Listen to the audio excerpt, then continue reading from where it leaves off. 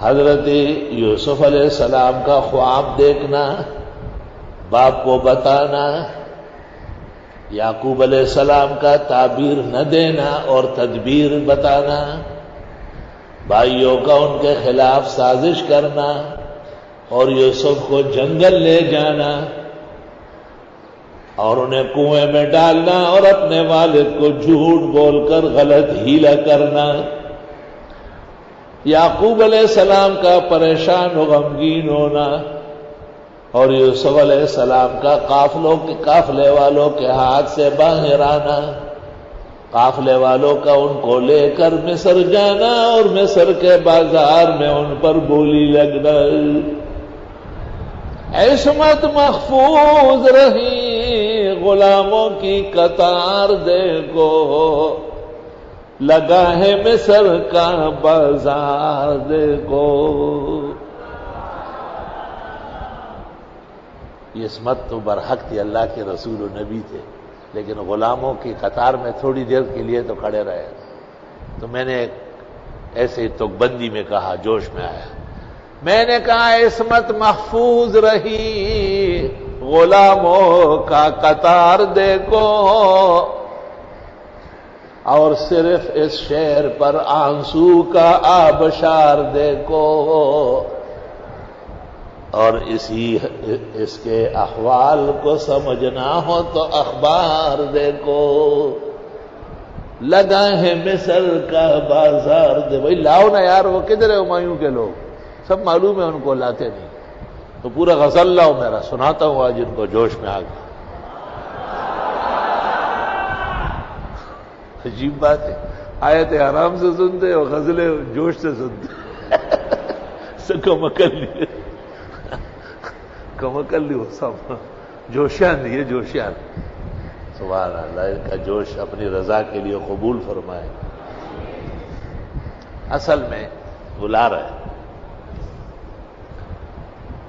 اخبار عوام میں ایک واقعہ آیا کہ مصر میں مقابلے کا ایک بازار لگا تھا، ہر طرح کے عجائب لوگ لائے۔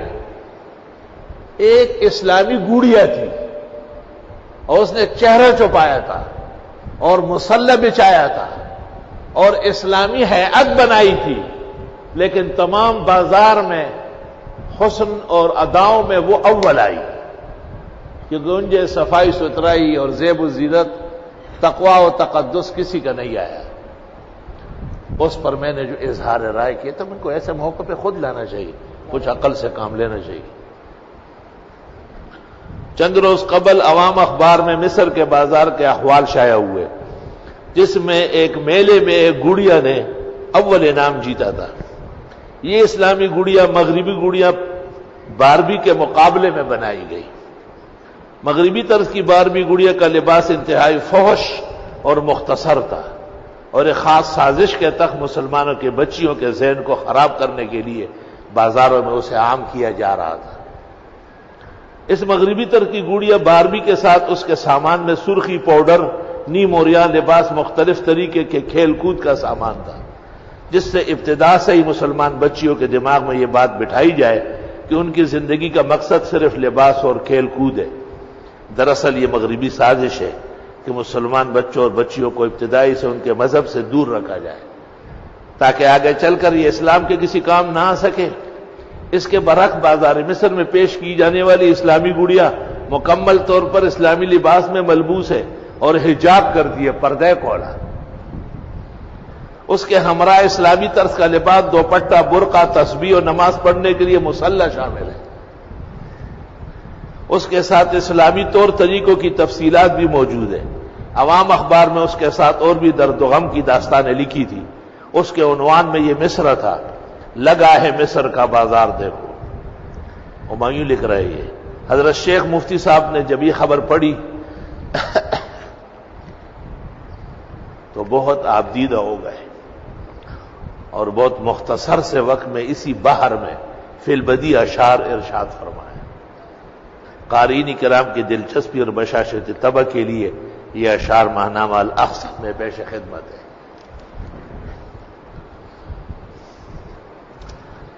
میں نے اس طرح کہا حسن و جمال کا برمار دیکھو، لگا ہے مصر کا بازار دیکھو،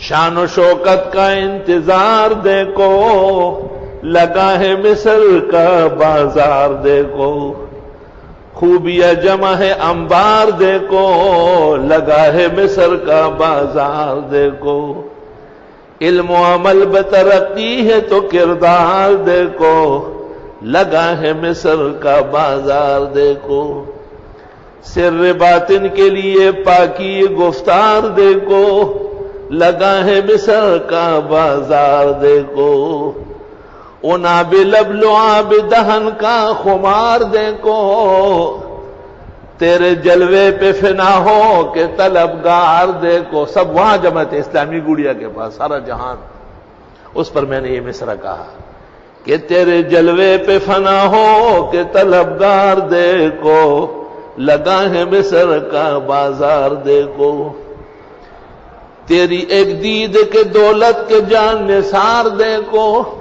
لگا ہے مصر کا بازار دیکھو، تیری زلفوں کا گہن اپنا شرمسار دیکھو۔ جب زلفیں ہٹا دیے تو دنیا حسن مان پڑ گئی، اتنی حسین تھی وہ۔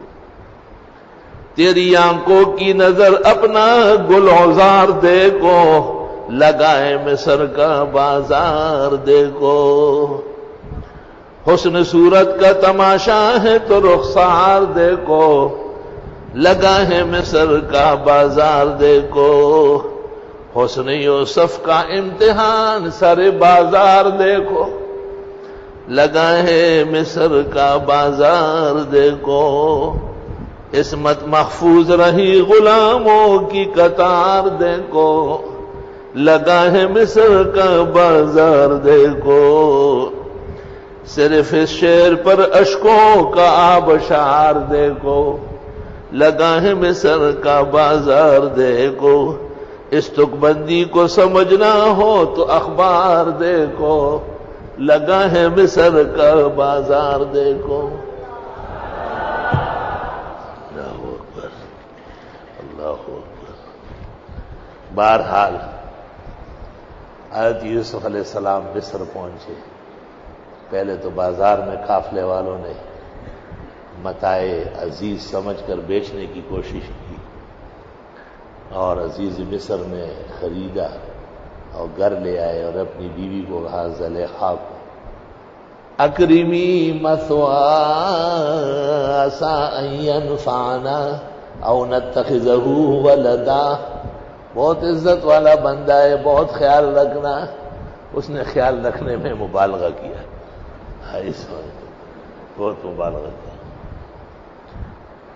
حضرت یوسف علیہ السلام پر عزیز مصر کی بیوی کا فریفتہ ہونا اور انہیں گناہ کے جال میں پھنسانا، اللہ تعالیٰ کی خاص مدد و نصرت سے عصمت انبیاء برقرار رہی، یوسف بچ گئے۔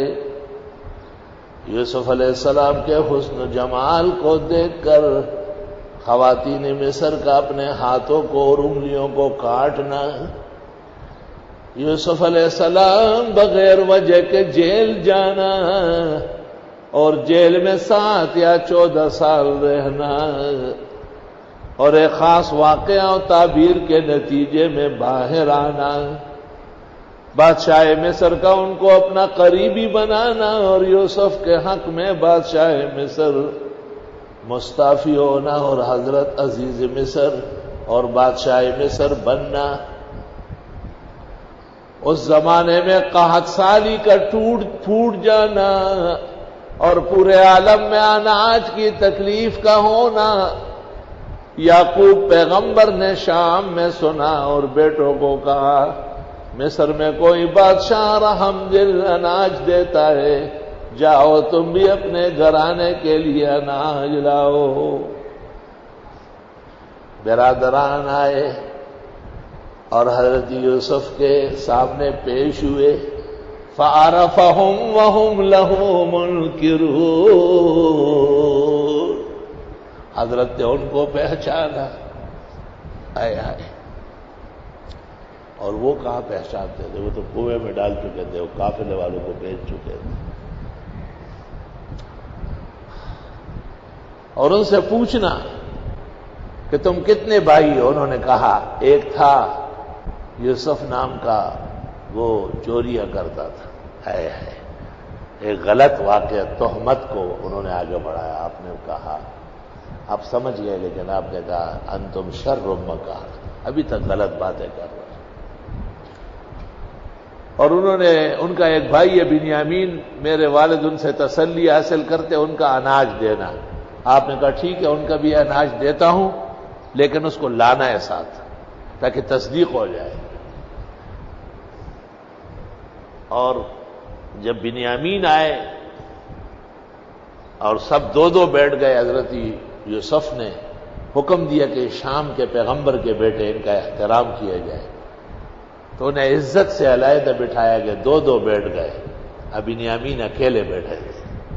اور یوسف علیہ السلام بہترین شاہی خلوت پہنے ہوئے، سر پر تاج سجا ہوا، اور ان کو دیکھ رہے، دل میں تو محبت بہت تھی۔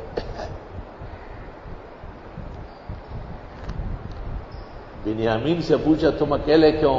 اس نے کہا میرا ایک بھائی تھا، یہ لوگ جنگل لے گئے اور واپس آئے کہ بھیڑیا کھا گیا۔ کیا نام تھا؟ کہا یوسف۔ تو آپ نے کہا چلو میں آپ کے ساتھ بیٹھ کے کھانا کھاتا ہوں۔ بنیامین نے یوسف کو کہا کہ اس عزت کی وجہ سے یہ مجھے کہیں راستے میں نقصان نہ پہنچا۔ آپ نے کہا میں جانے نہیں دوں گا، اور خاص طریقے سے ایک پیالہ گم کرایا گیا، پھر ان کے سامان سے نکالا گیا، بنیامین کے۔ اللہ فرماتے ہیں کذالک کدنا لیوسف، یہ بہترین تدبیر یوسف کے ہم نے تعلیم دی، ورنہ مصری قانون کے مطابق نہیں لے سکتے تھے۔ شام کے اندر یہ قانون تھا، اور ان کو واپس بھیجا۔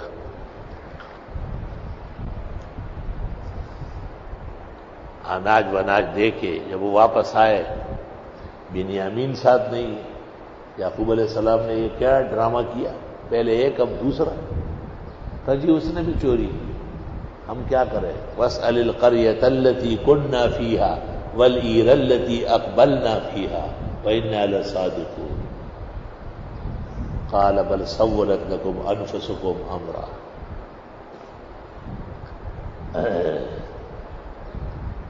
اور حضرت یعقوب نے ان کو سیبارہ بھیجا، لیکن اب کہ ان کو پیغام نہیں دیا، ایک خط لکھا عزیز مصر کے نام، اور اس میں کہا کہ میرا ایک بیٹا تھا یوسف، ان کو یہ لوگ لے گئے اور واپس نہیں لائے۔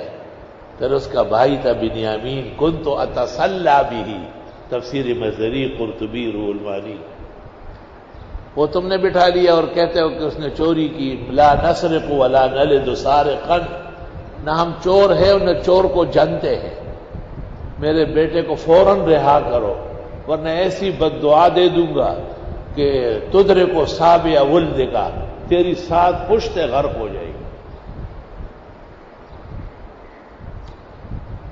اور اپنے والد اسحاق اور اسماعیل کی قربانیوں کا ذکر کیا کہ ہم پیغمبروں کا خاندان، نحن بیت بلائے، ہم تو آزمائشوں کے لوگ۔ یوسف علیہ السلام نے خط اندر لے گئے، دروازہ بند کر کے وہ پڑھ رہے تھے اور زار و قطار رو رہے تھے، اور رونے کی آواز روشندان سے باہر آ رہی تھی۔ یہ سارے اہلکار دربار کے گھبرا اٹھے تھے۔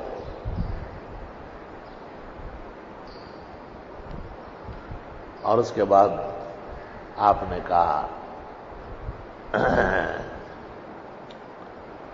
جب انہوں نے وہ پیش کیا تو حضرت نے کہا کہ انا اخوکم وانا یوسف، حکم ہوا تھا کہ اب اپنے آپ کو ظاہر کرے، اور حضرت نے اپنے آپ کو ظاہر کیا ہے۔ اور پھر ان کو کہا کہ اپنے خاندان کو شام سے یہی لے آؤ، آرام و راحت کی زندگی گزارو۔